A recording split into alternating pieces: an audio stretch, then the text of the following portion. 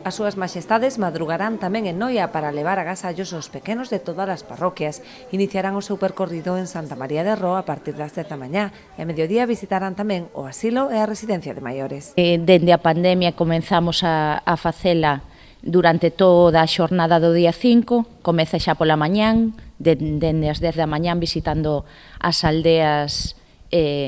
Os reyes visitan aos nenos de cada aldea, empeza por Santa María de Roo sobre as 10 da mañán e rematará na Ponte de San Francisco sobre a 1:30 da tarde. Despois as súas maxestades ao mediodía visitan, como ven sendo tradición, tamén o asilo, a residencia, e os máis maiores tamén lles fai ilusión recibir as súas maxestades. Xa pola tarde sairá a tradicional cabalgata ás 6 dende o Malecón de San Lázaro para percorrer as rúas Escultor Ferreiro e Rosalía de Castro ata rematar no Concello, onde os Reis Magos recibirán os cativos no claustro. Saldrá do Malecón de San Lázaro, recorrerá a rúa Escultor Ferreiro e entraremos por Rosalía de Castro hacia o Concello.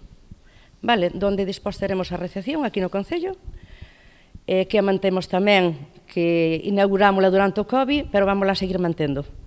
Entonces aquí os nenos tamén terán chuches, poderán sacar fotos cos Reis Magos e disfrutar dunha noite máxica. No seu percorrido polas rúas noiesas, a cabalgata repartirá máis de 700 kilos de caramelos sen glute para adozar os padais dos máis pequenos sen restriccións.